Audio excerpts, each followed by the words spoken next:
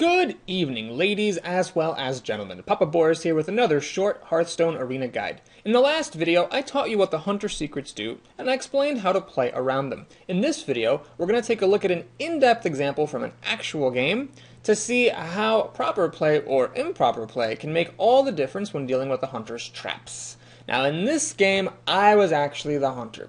And analyzing the situation, we can see that I've played pretty badly. In fact, I'd made some pretty bad mistakes in this game earlier on, and I allowed my opponent's Questing Adventurer to get completely out of control. If you don't know, the card Questing Adventurer is a 3-mana 2/2 that gets +1/+1 every time you play a card. So you need to kill that thing fast. I clearly failed, and my opponent's Questing Adventurer has 13 power. In fact, this is enough damage to kill me. I'm only at 11 health at this point, due largely to this frickin' Questing Adventurer. Now, we're going to take a look at this from the rogue's point of view. I will not tell you what trap I had. The rogue did not know that either, of course. So what I'd like you to do here is, given the fact that you've got this Questing Adventurer and this nearly dead Hunter, and a card here, which is the Imp Master, as well as at least one other card in your hand that costs 5 mana or less, think about the situation, pause the video, and decide what would you do in this case. Your job is to play around all of the Hunter secrets and score the kill. Now, if you don't want to pause the video and just want to hear me talk through it, that's totally fine as well. But if you are done analyzing, here's the scoop. So, Hunters have 5 traps. 2 of them in this case make absolutely no difference. Those are Snake Trap, which triggers when a minion is attacked, and Snipe, which triggers when a minion is played. Neither one of those traps would stop this Questing Adventurer from kaboom baby killing off the Hunter. Great. What are the traps that do make a difference? Well, there's Explosive Trap, which would deal 2 damage to all enemies, thereby killing both of these cards. There's Freezing Trap, which would send a minion back into the rogue's hand. And then there's also Misdirection, which, when the Hunter is attacked directly, would cause the attacker to attack another random character. So, for example, if the Questing Adventurer were to attack him, this would be Misdirection. The Questing Adventurer would then either attack the Rogue, the Panda, my Panda, or the Cobra, and they would deal damage to each other. Or in the case of attacking the Rogue, it would just deal damage to the Rogue. So how do you play around all these traps? Well, the first thing that you need to do is make sure that you play around Explosive Trap. Because if it is Explosive Trap, the Questing Adventurer will just die. So you can play the Imp Master, which had previously been returned to the hand by the Panda, and another card from the hand, doesn't matter which one. Playing these cards will buff the Questing Adventurer +1/+1 twice, making it a 15/3. Then, it would survive the Explosive Trap and deliver the killing blow.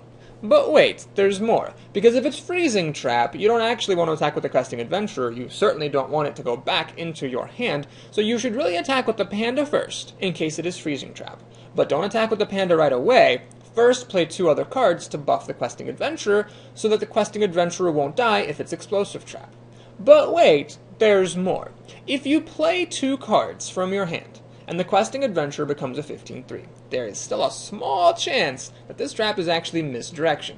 So if the Panda were to attack into the Hunter, and the trap were Misdirection, the Panda would then be redirected to attacking either the Panda, the Cobra, one of the 2 creatures that were just played, the Rogue, or the Questing Adventurer. Now, there's only a 1 in 6 chance that the Panda would hit the Questing Adventurer. However, the Questing Adventurer, after being buffed twice, would still only have 3 health, which would die to the Panda's 3 power attack, in which case the characters would kill each other. So, do you just accept that if it's Misdirection, then there's a 1 in 6 chance that you will fail to kill the Hunter this turn? No. I told you in my last video not to worry about Misdirection too much, unless, of course, you've got it completely locked in the bag, and this is a case where you should do that. Hopefully you caught that as a rogue, you can actually attack the Hunter directly with your dagger. So then if it's Misdirection, the rogue will end up attacking something else. And even if it attacks the Questing Adventurer at 3 health will not die to this dagger, and the rogue at 18 health will not die to the Questing Adventurer. So that is the perfect sequence of events that you can enact, in this case, to guarantee the kill against the Hunter. There is a guaranteed kill here regardless of what that trap is. First you play 2 cards to buff the Questing Adventurer to 3 health. Then you swing with the rogue to check for Misdirection and Explosive Trap. If it's Misdirection, the rogue will attack something else, clearing out the trap. The Questing Adventurer can then get the kill. If it is Explosive Trap, then the Panda will die, the rogue will take 2 damage, but the Questing Adventurer, having been buffed to 3 health, will survive with 1 HP, and then be able to kill off the Hunter. If, after attacking the Hunter with the rogue, the trap does not trigger, that means either it is one of the irrelevant traps, Snake Trap or Snipe, or it is the other trap, which it could be, which is freezing trap. In that case, you attack with the panda to make sure that you trigger the freezing trap with the panda. The panda will go back into your hand. Finally, the trap will be cleared, and then the questing adventurer will be able to attack. If after attacking with the rogue and with the panda you do not trigger a trap, that guarantees this trap is safe, and the questing adventurer can calmly just waltz in for the 15 damage kill. So that is admittedly a lot of analysis to go through in real time. And if you watched this video, this recording of my run, you'll know that I didn't quite get it perfectly in real time on the spot. But let's see what the opponent actually did.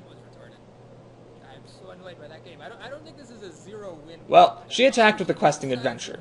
That is a huge mistake, because the trap was explosive trap, and the questing adventurer did then just promptly die to that trap. However, even if it hadn't been explosive trap, attacking with the questing adventurer would still have been a giant mistake, because if it were freezing trap or misdirection, that would have either redirected or frozen, sending the questing adventurer back into the hand, which would have stopped her from getting the kill. She should have attacked with the panda first if she was going to play incorrectly, because in the event of freezing trap or misdirection, you want the panda to attack first, not the questing adventurer. So that was a really bad misplay by my opponent. As it is, because the trap was explosive trap, even if the panda had attacked first, the panda and the questing adventurer would have died. After seeing this very disappointing turn of events, my opponent actually proceeded to play a card.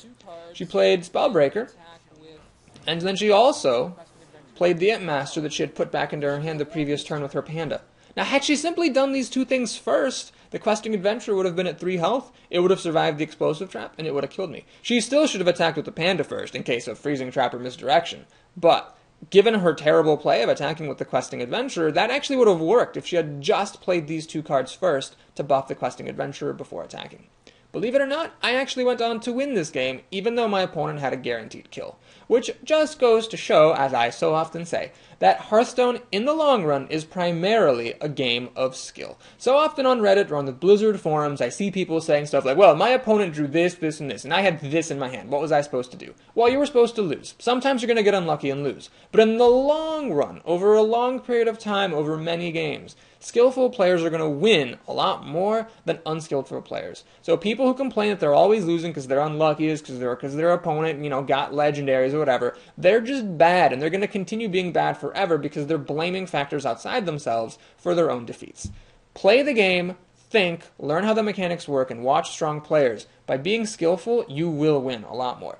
I hope you found that this guide was helpful in your understanding of a hunter's traps/secrets and how to play around them. If so, do please like the video and or subscribe to my channel for more guides and for more arena runs and commentaries.